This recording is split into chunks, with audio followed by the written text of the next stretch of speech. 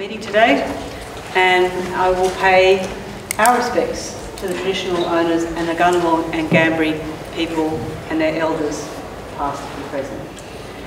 It's enormously exciting to introduce to you Professor Ichiro Kawachi. He's come to the ANU to receive his degree of Doctor of Science, and it's a real honour to have him here, and it was extraordinarily exciting for the school that he was awarded this degree by the ANU. Let me just tell you a little bit about Ichiro. So he is the recognised global leader of social epidemiology in the world. He has pioneered the field with his two books in 1999 and 2002, which for some of the older folks here, like me, we grew up on those books. He was the person who articulated this new field of social epidemiology, connecting health and epidemiology back into the social process that gives birth to health. He was listed in 2018 as one of the most highly cited researchers in recognition of his world-class research and agenda leadership. He is a prolific author. His works are in the top 1% of the most highly cited. I think though, and you already know this about him, but you'll certainly learn this about him as you meet him as part of his engagement with the school. His work on social justice and social connection is not only happening within the field, but it also happens within him as a person. He is one of the most generous, thoughtful, supportive people I've met, and he hosted me when I was at Harvard. He's been, I think, a leading light and a mentor to many people already at the school. That generosity is just part of who he is. He actually started his career in New Zealand, so he's almost almost an Australian.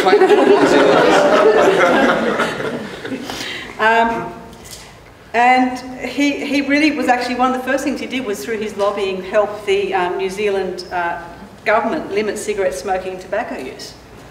So early on, he was leading the field in actually making the world a better and a healthier place for people. But he's also, many of you will know, he's the editor-in-chief of the top journal in the field, Social Science and Medicine. He is an elected member of the Institute of Medicine at the US National Academy of Sciences and an honorary fellow of the Royal Society of New Zealand. Really the list goes on. I'll just give you a taste of all the different things Ichiro has pioneered. So, social cohesion. You'll hear about disaster resilience and ageing relevant health. The collateral effects of social ties, neighbourhood influences on health, income inequality, psychosocial work environment, behavioural economics for public health. He has been at the front of many of these fields, and for those of the early career and mid-career academics, you'll get to find out how he did it. And it is a really extraordinarily heartening and illuminating discussion of how you've become who you are, and how other people can follow some of your learnings. Yes. So please join me in welcoming and thanking Ichiro.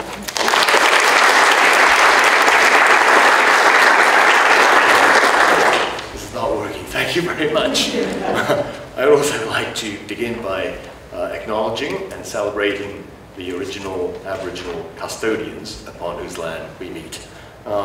I just arrived in Australia yesterday, so I'm going to try and save my voice, and if you have a hard time hearing me at the back, there's some seats in the front as well. I'm going to tell you about my current research, which is really to do with disaster. I didn't plan on becoming a disaster researcher, but I'll tell you why I got into it.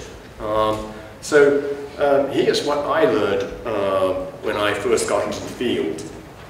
Existing studies, very few of them, focus on aging-related outcomes. outcomes. I've always been interested in aging issues, and we have a situation in the world where disasters are increasing in frequency at the same time as many populations are rapidly aging. We put the two together, the most affected group in society, as a result of disaster, is actually the aging population. And yet, very few studies focus on that group. Most research that I have been aware of tend to focus on mental health issues, PTSD, depression in particular, and these are not what we have found in the project that I'm about to describe. So just in case I run out of time, here's what the two headlines we have discovered in the project that I have been leading. The most prominent long-term health effects in older populations is not depression or PTSD. It's actually cognitive decline and dementia. Didn't know that before we started doing this. The second thing is that disaster resilience doesn't hinge on material resources alone. A lot of our disaster preparedness research tends to talk about stockpiling medical supplies, water and food, but I'm going to argue that it's the invisible stuff like social relations. I call it social capital, which contributes most prominently to disaster resilience and recovery. So the case I'm going to pick up is the Great East Japan earthquake and tsunami. As many of you may remember, on March 11, 2011, it was a Friday at 2:46, a magnitude 8.9 earthquake struck off the coast of northern East Japan. It was the fourth most powerful quake recorded in history, which left about 18,500 people dead or missing and displaced another 250,000 people. The reason why I got into the study is it's quite by accident, actually. In 2010, that is a year before the great disaster struck, I have been collaborating with a colleague, a prominent gerontologist in Japan, to establish a nationwide cohort study of the social determinants of healthy aging.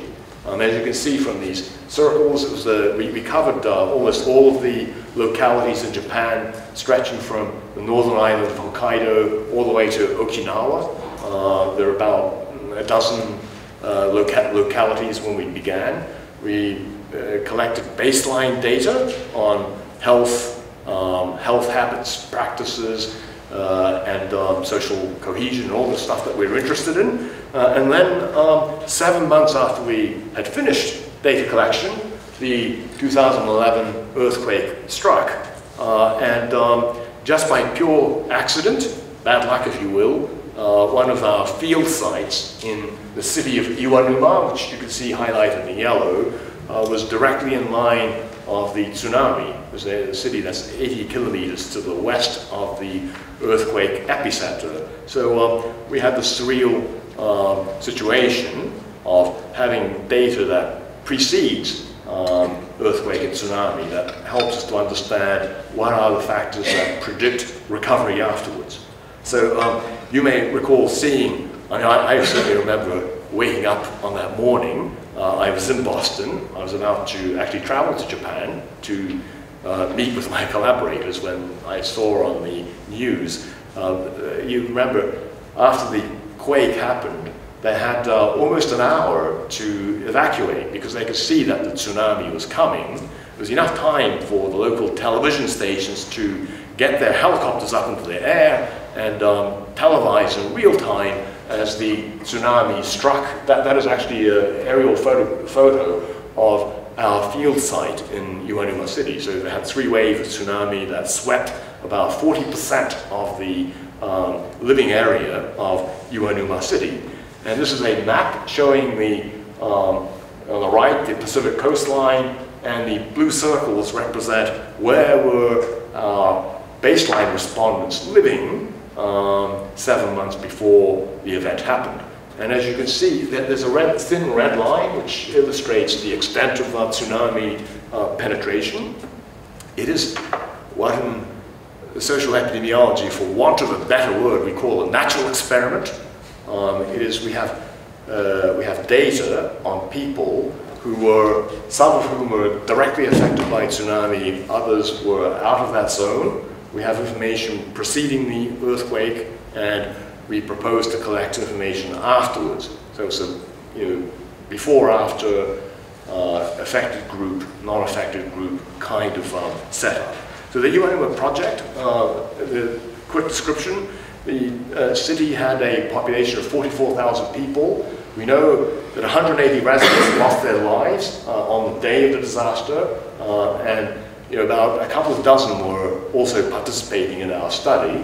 And another 6,700 people, their homes were either completely destroyed or damaged so severely that they had to be evacuated to temporary shelters.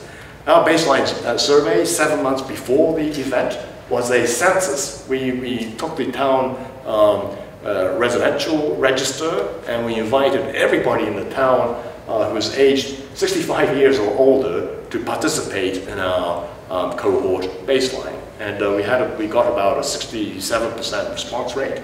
And then with national NIH, that is the American, we convinced the American government to fund us to go back into the field. So we carried out a follow-up survey roughly 2.5 years after the disaster. This is not a misprint. I'm very proud of this statistic here. We managed to trace 99.7% of the surviving original sample, and to get a hold of them and interview them. This is almost unprecedented in disaster research. In most other settings, when disaster strikes, people lose sight of where people move to. But in Japan, we have a compulsory residential registration system through which we could manage to contact everyone except 17 people from the original cohort. Now, most people, when they think of the 2011 disaster, the lingering impression that people are left with is there was a nuclear disaster, which still to this day is affecting the lives of hundreds of thousands of people who had to be evacuated. But in the UNUMA study, as shown in the tip of that red arrow, it was not affected by nuclear radiation. The Fukushima exclusion zone, shown in red, is hundreds of kilometers to the south, and fortunately, what I'm going to describe really are the effects of tsunami destruction and not lingering radiation. All right, so let's get back to cognitive decline. The most prominent long-term effect we have found is not mental health issues, not in the sense of PTSD or depression. It is dementia. So one of the first papers we published was in Social Science and Medicine, where we reported that there was an increased incidence of severe depressive symptoms as measured by the geriatric depression scale. Remember, we collected information before the disaster and afterwards. We reported that about 16% of people had developed severe depressive symptoms in the interval. However, interestingly, 2.5 years after disaster, people who had experienced trauma, such as losing loved ones on the day of disaster, had essentially recovered 3 years later. There's no correlation between traumatic disaster experience and depression 3 years later. And so we can say that depression, at least in this cohort, has not been a lingering problem. To give you a sense of that, this is showing the trends in depressive symptoms on the top line, and PTSD symptoms in the dotted bottom line. Might be a bit hard to see, but the first data point is 2010. That's before the earthquake. 2013 is our first follow-up, and 2016 is our second follow-up.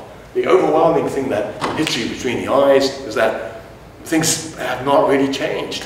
One of the things we discovered is that prior to the earthquake, already about 32%, almost a third of the cohort, had quite serious depressive symptoms. It's something about the characteristic of aging population in this kind of semi-rural area. So depressive symptoms are already high, and immediately after the, 2 years after the earthquake, it has risen to 33%. But that change is not really a remarkable difference. And the reason for that is that even though there's been a 16% incidence of new cases of depression after disaster, that was offset by roughly the 30% of depressed people at baseline who had also recovered by the time of the follow-up survey. So that if we take the population as a whole, we can say there is no community epidemic of depression after disaster. Those things look pretty much stable. While the glass half empty scenario is that there's a high prevalence of depression, but the glass half full story is that there isn't a community-wide increase in depressive symptoms. That's not been the issue that has really affected the community we have been studying. On the other hand, dementia is, in the proceedings of the National Academy of Science, my postdoctoral fellow, Hiroyuki, and I published a study where we are following up on some stories we've been hearing from local public health nurses working in the area who told us that one of the things they noticed was that there seemed to be an increase in dementia problems in the community that they served. We don't know. I mean, we heard the story, but we couldn't really tell. Was it a really new phenomenon, or is it simply a reflection of aging? Because remember, everyone was age 65 or older at baseline, and dementia incidence does increase with age. So 3 years, 60 years later, are we simply observing a natural increase? Or how do we know that this is something new? Most studies don't have information on cognitive functioning prior to disaster. It's a bit like what I just said about mental health. Most studies conclude that depression is a big problem after disaster, but they don't really collect information before, so we don't really have an appreciation of what's happening at the community level when we put these two together. So there have been a handful of studies of cognitive problems in the wake of disaster. In this paper, based on also on the 2011 earthquake, these researchers sampled another city that was also severely affected. They managed to enroll 2,000 survivors, and they performed cognitive testing, but at 28, 32, and 48 months after disaster, but they only had information afterwards, no pre-disaster information. But based on that, they do report that cognitive impairment seemed to be significantly worse in the disaster-affected communities compared to those that were not. So the strength of this is that they took some serial measurements, but they don't have information predating disaster. Another study from the US, based on survivors of Hurricane Katrina and Rita in Louisiana, they actually managed to have pre-hurricane information. It was rather like our study. There's an ongoing cohort who were being regularly tested, and in the middle of that follow-up, the hurricanes happened, so now they have the ability to compare before and after. Unfortunately, it's a very small study, only 66 individuals, and they do find, they did report there are some storm-related decrements in working memory, so there's some hints that disaster may affect cognitive functioning. So we said we're going to take a look at our population.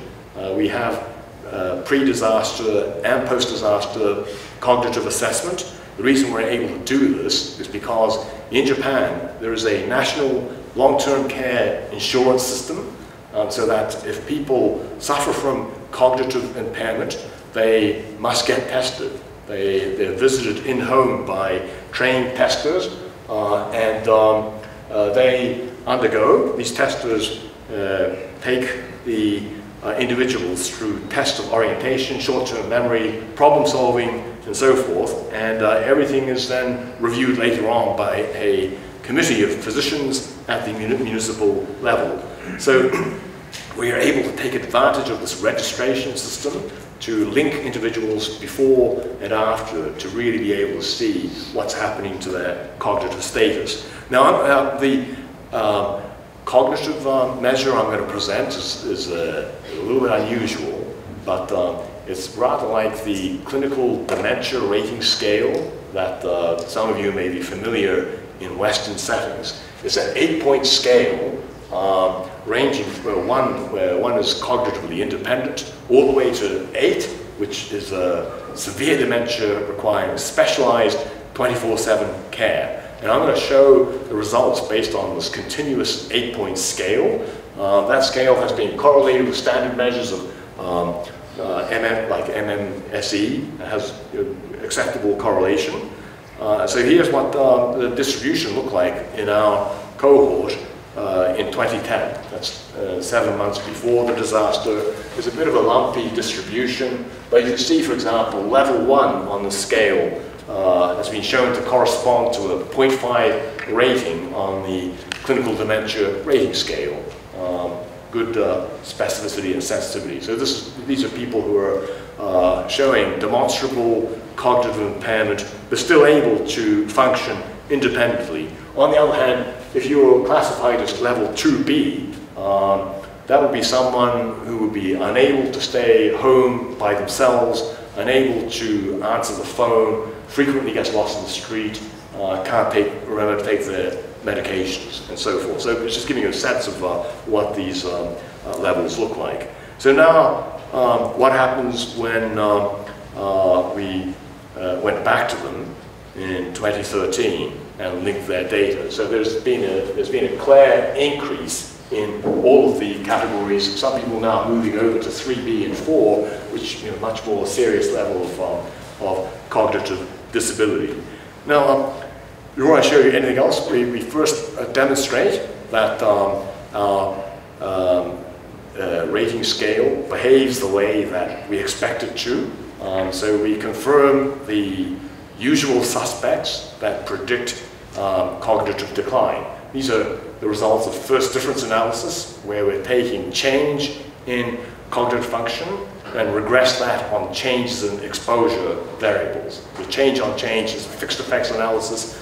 And we confirm that, for example, people who developed a stroke between 2010 and 2013 have a significant increase in their dementia rating scale. We expect that, and we confirm that we observe. That's what the relationship is. Similarly, people who become depressed during the follow-up period have a significant increase in their dementia rating scale. People who develop PTSD have an increase. And we also confirm that people who had a reduced level of social interaction with neighbors also have a significant increase in their dementia rating. Now, one of the things that we noticed was that people who suffered housing damage, significant housing damage, seem to be at increased risk of becoming cognitively disabled.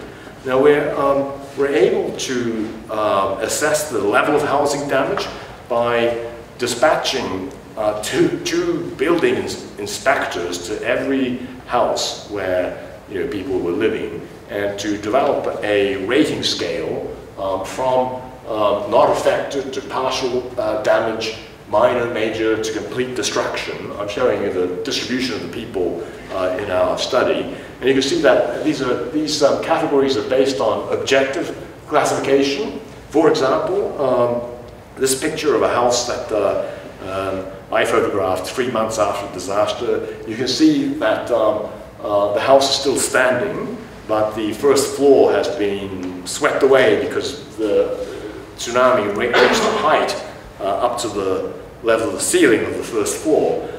This house would be categorized as major damage because it is up to 50% structural damage, and yet it is still standing. The foundations are solid enough that they could potentially rebuild and move back in there. So that would be classified as major damage.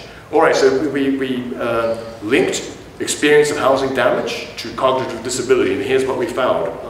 Compared to people whose homes escaped damage, as we move from partial to minor damage, we see a positive correlation, but it's not statistically significant based on the lower bound of the confidence interval overlapping with the null value. But as we move to major damage and housing destruction, we see quite strong signal. People whose homes are destroyed have almost a 0.3 point increase in their progression to cognitive disability. That's quite major, actually, because as I mentioned earlier, if you had a stroke, people had 0.2 point increase in their dementia rating scale. And by comparison, over the 3-year follow-up period, the average background increase in the cohort on the scale was 0.12 points. Remember, so the higher that number, the more disabled you're becoming from a cognitive functioning perspective. So people whose homes were destroyed have, they're declining at 3 times the rate of the background population. Why? Why is housing damage correlated with cognitive decline? So we've thought long and hard about this, and the best answer we can come up with is that housing damage is actually a proxy for dislocation. The more damage your house the greater the damage your house sustained, the greater the risk that you were displaced in some way, and older dislocated survivors experienced social isolation. I think that's probably the mechanism. So if you may remember some of these images, immediately after disaster, people whose homes were destroyed ended up being moved into emergency shelters. Emergency shelters, very uncomfortable living arrangement. They make space wherever they can find it, in school gymnasia where people cluster together. There's no privacy. Hundreds of people have to share the same small number of toilets, and everyone's really waiting to get out of that situation and to be eventually moved into these temporary prefab accommodation that the city provided. Rather like in the US, we call them FEMA style trailers. And so these are homes that the city built. And I think in the process from moving to this, if you were an older resident, you probably experienced some social isolation, which in itself is a risk factor. It's a risk factor for cognitive decline. I mean, we can have a debate about whether social participation increases the incidence of dementia, but it certainly unmasks cognitively vulnerable individuals. And in meta-analyses, we know lower social interaction is significantly associated with increased risk of incident dementia. So the second part of our study is whether social capital, I refer to social capital as the resources that are inherent, that can be accessed through people's social connections to others, right? Our social connections to other people enables us to access resources of different kinds, and that's what we're calling social capital. And I'm really interested in whether higher levels of community social capital can buffer the deleterious impact of dislocation on cognitive decline. So here's how we're measuring social capital in the UNIMA study. It's based on survey data, and we've done factor analyses to demonstrate that there are 2 dimensions to this construct. There's a social participation dimension, which clusters together. It measures how often individuals, as well as people in the community, socially interact and participate with each other. And then there's a cognitive, perceptual dimension of social cohesion, which is asking about how much people trust their neighbors, whether there are norms of mutual assistance, and how strongly attached they feel to the community. These are the 2 standard factor structure of social capital scale. And what I'm going to show you is what happens when we aggregate people's social capital responses to the communities where they live.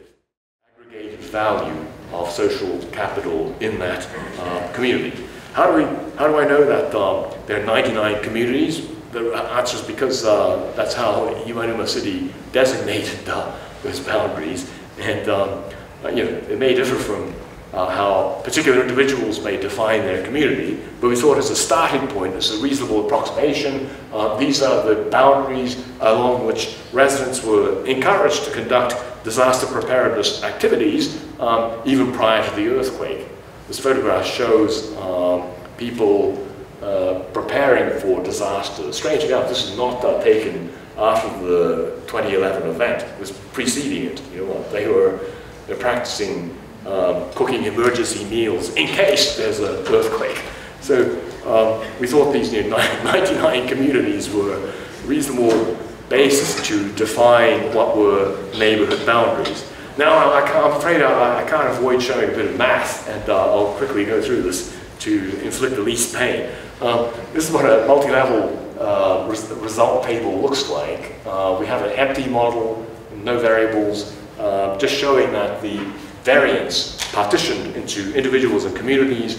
Remember, the outcome is the 8-point cognitive disability scale. Is showing that the majority of the variance occurs at the individual level, about 6% of the variance also at the level of the 99 communities. It's roughly what we would expect. Big part of the variance at the individual level, but there's still significant variance at the community level. In the first model, we just going to throw in the individual level fixed effects. We show, for example, that housing damage on a 5-point scale is significantly correlated with cognitive disability. It's the data I just showed you about 5 slides ago. But in addition to that, individual perception of social cohesion and individual patterns of social participation are also significantly protectively associated with cognitive decline. Right? So social capital works to prevent to reduce the hastening of cognitive decline compared to people who lack social capital. And these are all adjusted for the usual suspects: age, education, income, etc., etc. The most interesting model that we want to test is the final model, where we include both the individual and the community level social capital variables.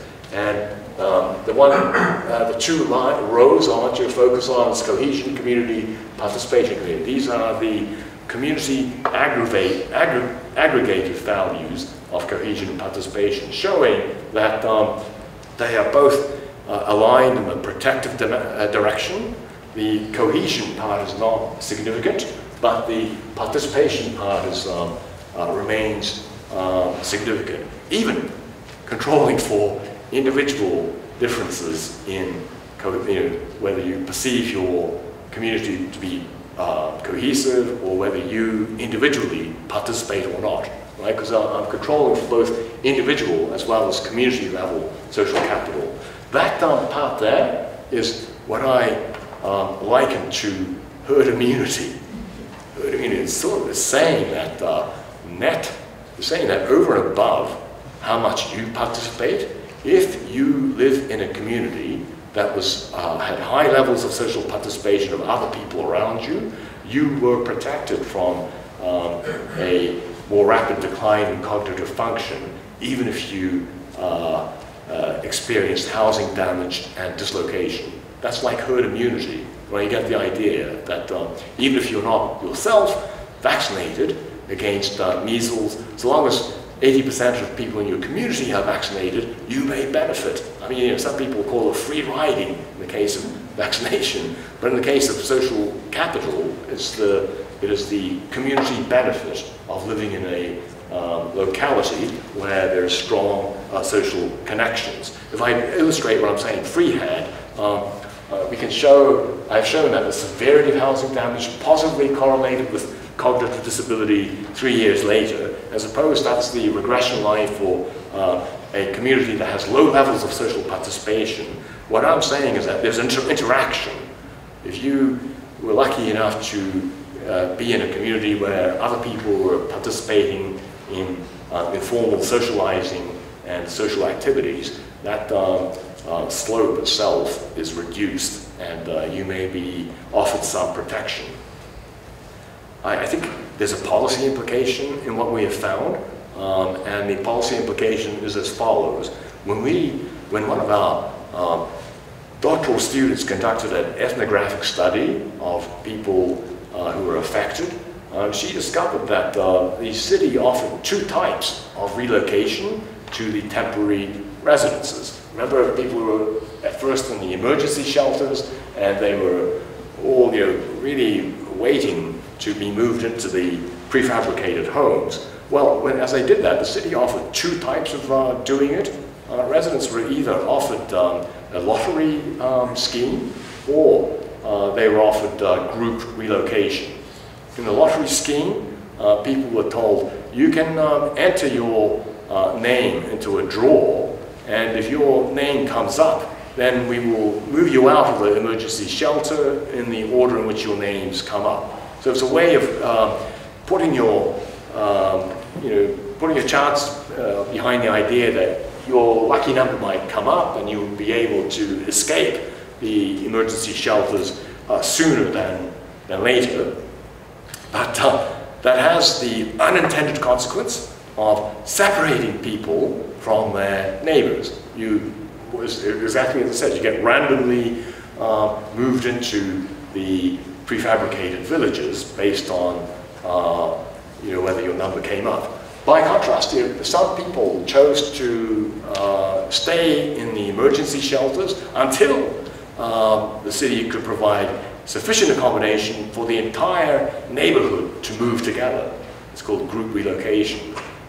That has the disadvantage that you end up having to stay in the emergency shelters for longer, but when you move, you preserve your social connections. So we check this out. We have information about people's social capital before and after the disaster, so we can check what happens under these two ways of relocation. This is the policy relevance. So Hikichi and our group published this in Science Advances. We showed that indeed, people who moved via lottery, they managed to get out of the emergency shelters that much more quickly, but they had deleterious effects on both perceptions of social cohesion as well as social participation. So individual relocation, bad from the point of view of preserving social capital. By contrast, those who moved as part of a group had no impact comparing before and after on their perceptions of cohesion, and there's even a positive side. When we looked before and after, compared before and after, they even had a slight increase in their frequency of participating and informally socializing with their neighbors. So the policy implication is that people must be given the opportunity to preserve their social connections as much as possible, to avoid scattering people, and to provide opportunities for social interaction in order to protect them against threats such as cognitive decline for older, vulnerable survivors. When we published a study, I came across a very interesting historical reference, which was pointed out to us by an anonymous reviewer for the Science journal that we published in, and they said, your story, your narrative sounds very much like what happened in the United States in 1972 in a disaster called the Buffalo Creek disaster, which I must say, I have to admit I was completely unaware of. In 1972, in the state of West Virginia,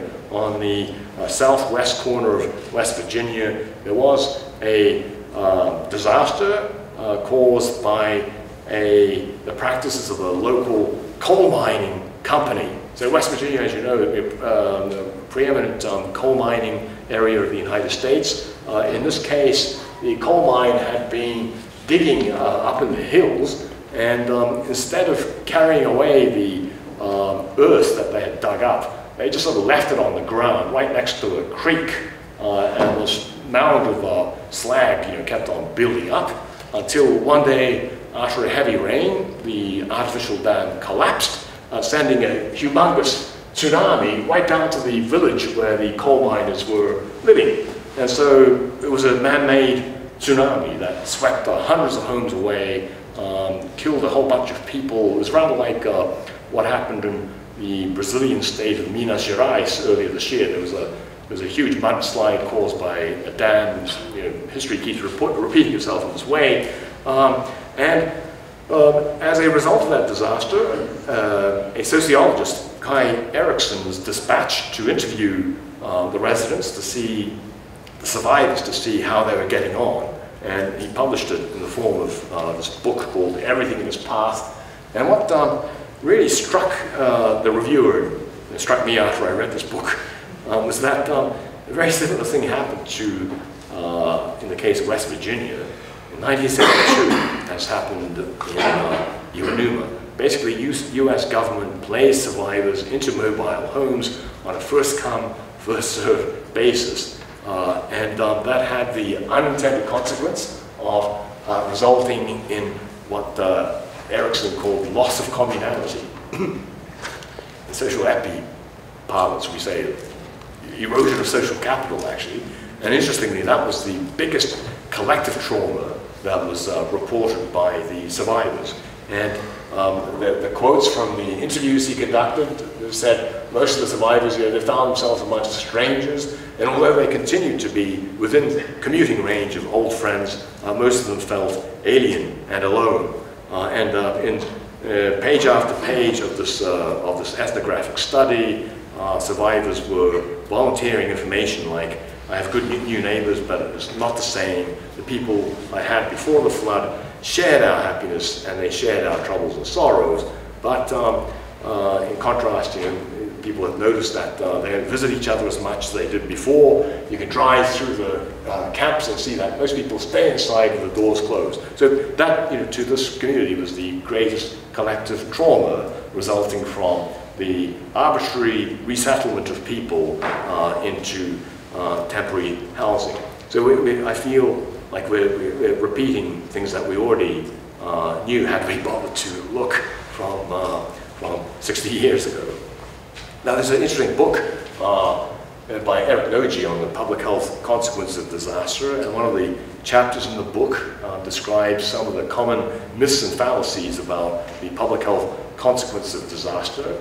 And I just, there are 10 of them, but I'm going to show you 5 that we ended up pretty much confirming in our study. Number one is disasters bring out the worst in people. People have fears that disasters lead to outbreaks of looting and so forth, but the usual experience is quite the opposite. People rally to help each other. The affected population is too shocked and helpless to help themselves. Again, not really borne out by the patterns of resilience and recovery. Disasters kill randomly. They most certainly don't. Disasters, if anything, reveal the underlying fracture lines of vulnerability in a community. Always, disasters affect the most vulnerable, and the people who are affected in the long run are those who are already vulnerable to begin. Number 4, locating disaster victims in temporary shelters is the best shelter solution. Well, sometimes it's the only solution that's available, but we've shown that there are ways of trying to mitigate the negative consequences of doing so. And then lastly, conditions return to normal after a few weeks. They most certainly do not. These are temporary shelters established 6 months after the 2011 event. People lived in them until literally last year.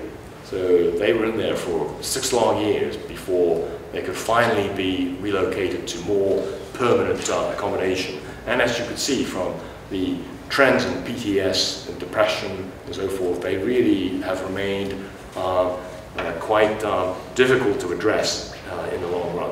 So to summarize, what we have found so far is that dementia is a previously unrecognized health problem in the aftermath of major disaster, and that social connections can assist in buffering the impact of disaster experiences on cognitive decline, and something is a practical implication of the social capital work that I've been spending the last good part of the last 2 decades of my research. Thank you very much.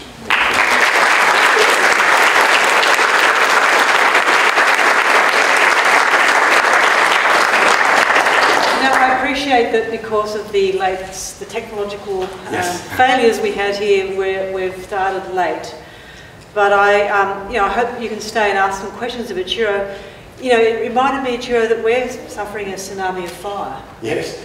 And so there's really, I think, something for us to be thinking about the collective trauma that this country is going through right now and will unfold, not just in the next few days, but will stay with us. So thank you for really making me make that connection in my mind. So please ask Ichiro some... Yes. Julie. Please, yes. My question was a bit of a challenge where you said that the elderly are the most vulnerable in emergencies, and I wondered whether that's true. Yes. What about mothers with babies and young children? Because they're uniquely vulnerable.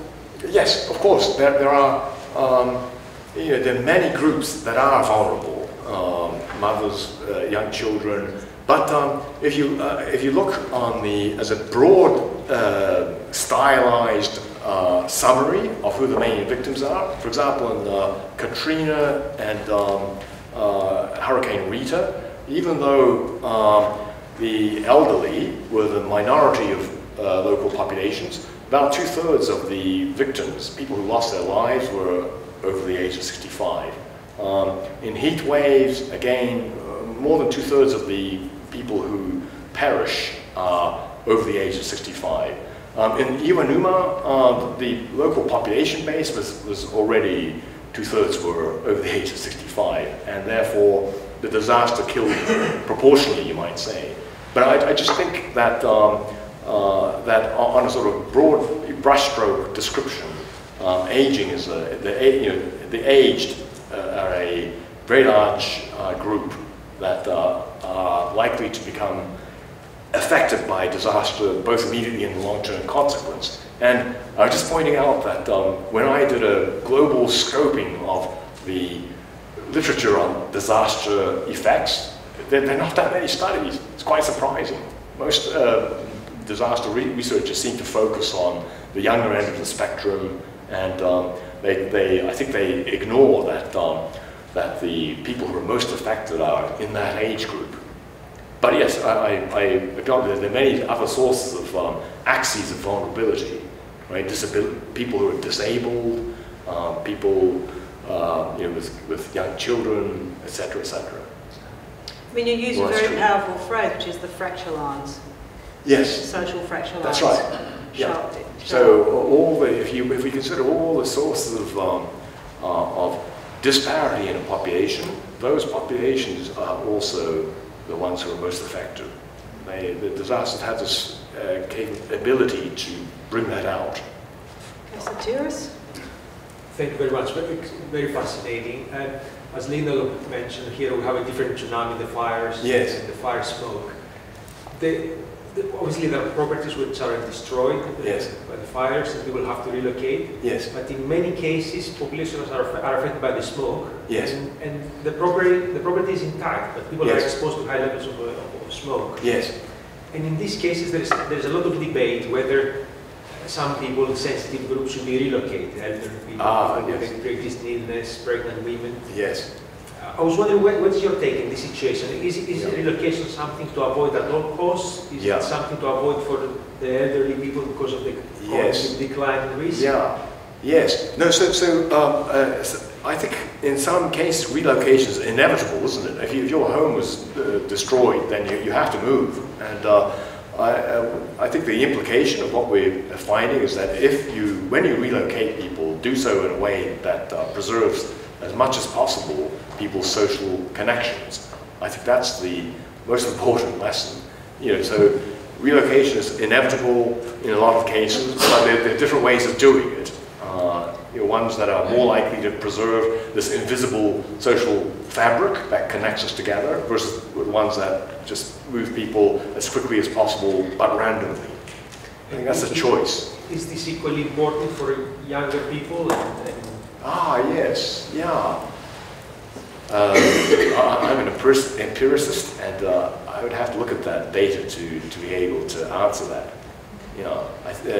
I think it's especially important for older people who are not in work and do not have connections at workplace, for example, and they are much more dependent on local social connections than younger working age populations. And I think especially that combined with cognitive frailty makes it really important for this age group to stay in connection, to stay connected with their neighbors and friends and so forth. But maybe if you're younger, working age population, you might be displaced but still maintain strong connections through workplace or something, and that might be able to offset being moved to a strange neighborhood. Okay, Phil, Emily, then Dorothy. Oh, okay, Dorothy just gestured. Okay, Phil, then Emily. Thanks for your talk, that's really fascinating. Do you think, so tsunami is a relatively acute disaster. Do you think these results would generalise to more chronic disasters such as drought or exposure to environmental outcomes? Yes, yeah. So I have not thought that the type of disaster is what distinguishes these results, isn't it? It's really how do people respond to these emergencies, and whether, no matter what the characteristic of disaster, I mean, one can imagine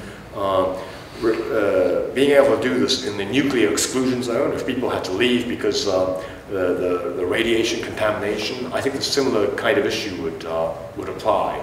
So I know that you're saying that the character of illnesses and physical problems may differ according to the exact type of disaster, but the kind of resilience narrative I'm trying to tell is probably generalizable. It's a hypothesis. Emily. No. Thank you very much. That's absolutely riveting. Thank you. I noticed when you were going through the kind of, I suppose, the causal examination, you were saying that there's housing destruction, relocation, and then social isolation. Yes. And I wondered a bit about whether, in fact, relocation and social isolation might both be acting separately. Oh, yes. If you imagine that dementia is something where you tend to lose your short-term memory to a greater extent than your long-term memory. Yes. And actually, a lot of people are able to function with impaired cognition, but in very familiar surroundings. So that's they right. don't get lost or whether or not. Yes. But the relocation itself actually unmasks.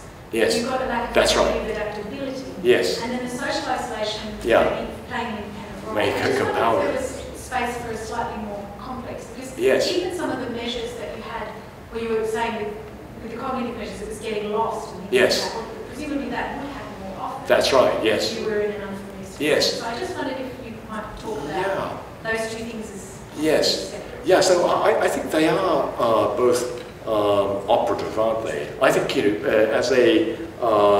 as an example, even if you didn't move, if you lost social interaction, you may be at increased risk. So there's a contribution of lack of social isolation on dementia risk. But I think it's exactly as you say, moving to an unfamiliar environment for cognitively frail people will unmask those symptoms. I think that's a big part of what's going on. So I agree. It's a bit like as if we had observed a natural experiment of moving people into an unfamiliar nursing home, and we certainly, there's a lot of information that tends to unmask underlying dementia. I think that's a big part of what's happening as well. So I don't think we have the tools that are sharp enough to really tease out how much of this is attributable to which part of it. I think both are likely to be happening. Nick, Nick first. Thanks very much. Yes. It's a related question. Would you mind sharing some of your thoughts about the type of mechanism that you think might underlie the protective effect of this social capital? Oh yes. Intuitively, you might think, well, it might be related to stress and yes. HB axis. Yeah. But then there are so many other factors when somebody moves. It might be around physical activity or other things. What are your thoughts? Yeah. So, well, you're the expert, but I think the two ones that I think of as often there's a sort of use it or lose it hypothesis. Social interaction is very important. One of the things we heard is that when people became separated from their friends before the disaster, that they stopped going out, right? So older people stay in that cramped, temporary, prefabricated cubicle, and they stopped getting dressed and coming outside to practice conversation and meeting with their friends. So that's a use it or lose it kind of phenomenon. I think also stress itself may have contributed through the HPA axis, exactly as you say. Physical activity is kind of interesting. When we tracked walking patterns, it actually increased a little bit. When people move into the temporary shelters, just by accident, because the temporary shelter that I showed was built by the city quite close to the central area of the city, so that people found that they could walk to do their shopping and so forth. And so when we tracked average reported hours of walking, it went up a little bit. So I don't think that decline in physical activity is underlying the cognitive decline. It's sort of moving in the other direction, actually. So my prime suspect is about losing function rapidly because they became isolated, and trauma on top of that. There may be some others that maybe you have better ideas. Yeah. Well, so I've got one question here. Is it a quick one, Martin? Then I will draw one on you. Okay, so we'll start with your question. Yes. Fantastic presentation. Thank you. There would be a spectrum of levels of social capital, yes, particularly among the elderly, between cultures. Yes. My impression, which is uninformed, is that yes, Japan would be fairly extreme in that. Yes. Extremely high. Yes. And so, would you suggest that in countries where there are lower levels of social capital, yes, baseline dementia rates are elevated because of that? Yes. And secondly, would that affect what happens after a disaster? Yeah, that's a really... So I'm not aware of any systematic cross-national comparative effect, but I would guess that your hypothesis is probably in the ballpark, isn't it? They're probably, if you control for age and all the other stuff, education history, probably the aging Japanese population have lower, higher levels of cognitive functioning compared to similar aged people, let's say America. But I'm not aware of a systematic cross-national comparative analysis using comparable methods of establishing diagnosis. That sounds like a great project. And I would also, I agree with you that if you have high levels of cognitive frailty in the population, that they will be vulnerable on that health outcome should something like this happen and people end up getting scattered to the four winds. Okay, last question. Mark. Yes. Thanks. That was a really fantastic presentation. I think everyone would have been excited about it. It ties together most of what we do in different parts of the school, which is quite incredible that we really see presentations like that. Yeah. I'm interested in your methods. You were really fortunate to have cohort studies in place with measures of outcome before the disaster and after. Yes. You mentioned quite a bit of anecdote, and that's what you're getting out of that book from Buffalo Creek disaster. Did you do any qualitative studies to supplement your cohort studies? Yes. I want to talk a little bit about that. Yeah, so I mentioned one of them, which is how we discovered that the city had offered two ways of relocating the people from the emergency shelter. That was based on a student ethnographic study. We haven't spent as much on it as we would like. I think the published studies are in Japanese, and nobody's bothered to how to encourage students to use this approach to try to understand, more sort of a thick description of what's really going on the ground. There's an opportunity. Well, I think the opportunity for people to ask you further questions have finished, because I don't know about you, but I'm getting hungry, and we've got a lunch prepared back up at the school. So please join me in thanking our